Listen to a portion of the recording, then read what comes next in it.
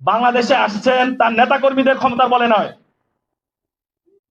ইমু সার্ভিস নেতা ক্ষমতায় এসেছেন আমার মা বোন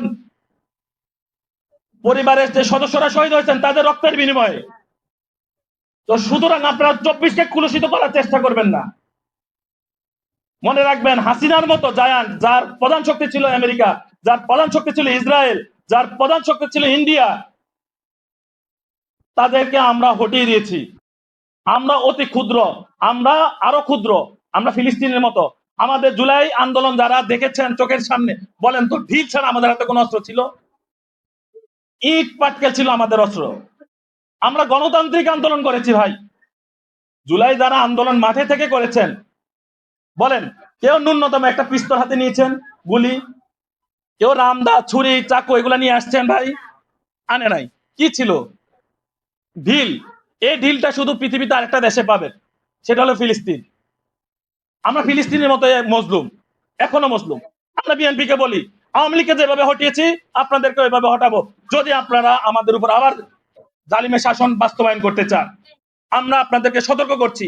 মাত্র আসছেন, এখনই আপনি সালাউদ্দিন, শিলং সালাউদ্দিন ভাইয়ের মতো উল্টাপাল্টা কথা বলবেন না।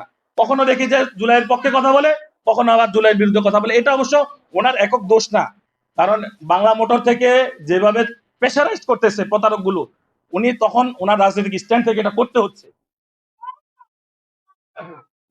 আমাদের যে দাবিগুলো এখন, আচ্ছা সরি আমি কথাটা ইয়ে করি, যে 71 সাথে জুলাই 24 একই। কিভাবে? পাকিস্তানিরা চাকরির ক্ষেত্রে আমাদের সাথে বৈষম্য করতো, বরাদ্দের ক্ষেত্রে বৈষম্য করতো, সকল কিছুতে বৈষম্য করতো। ঠিক তদ্রুপ কোটা নামক অভিশাপ আমাদের উপর উঠিয়ে দিয়ে ধর্ষণ, লুট, খুন, চুরি, চিন্তায় এগুলা করে আওয়ামী লীগ আমাদের উপরে একটা বৈষম্য করছিল। দুইটা আন্দোলনই হয়েছে বৈষম্যের বিরুদ্ধে। বৈষম্যের বিরুদ্ধে লড়াই করতে গিয়েই কিন্তু আমরা এই জুলাইটাকে পেয়েছি।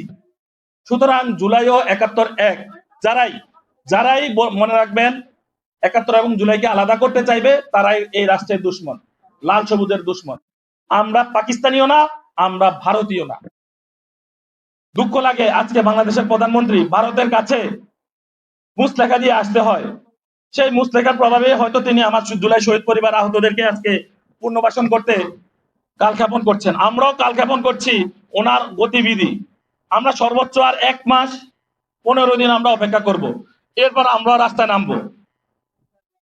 আমরা যখন প্রাণ দিতে শিখেছি, আমরা যখন রক্ত দিতে শিখেছি, রক্ত আরো দিব, প্রাণ আরো দিব, তারপর জুলাই শহীদ পরিবারকে আমরা যথাযথ মর্যাদায় আসীন করবো ইনশাআল্লাহ। আমাদের আজকের দাবিগুলো, জুলাই, প্রত্যেক জুলাইয়ের শহীদদের কবরগুলোকে রাষ্ট্রীয় মর্যাদায় চিহ্নিত করে যথাযথভাবে পাকাকরণ করতে হবে। জুলাই তালিকাগুলো, জুলাই যোদ্ধাদের তালিকাগুলোকে পুনরায় যাচাই বাছাই করতে হবে, যেন সেখানে কোন রকম ছাত্রলীগ না থাকে, যুবলীগ না থাকে। প্রকৃত যারা এখনো বাদ পড়ে রাস্তায় রাস্তায় ঘুরছেন ভুক্তভোগী হয়ে, তাদেরকে খুঁজে এনে আবার নতুন করে MIS দিতে হবে, তাদেরকে নতুন করে গ্যাজেটে আকারে প্রকাশ করতে হবে, তাদেরকে পুনর্বাসন করতে হবে। প্রত্যেক শহীদ পরিবারকে চাকরির ব্যবস্থা করতে হবে। বিশেষায়িত ভাবে কিছু মন্ত্রণালয়ের কিছু পদ রাখতে হবে, যে এই পদগুলোতে শুধুমাত্র জুলাই পরিবারগুলোই ফাইটিং করবে।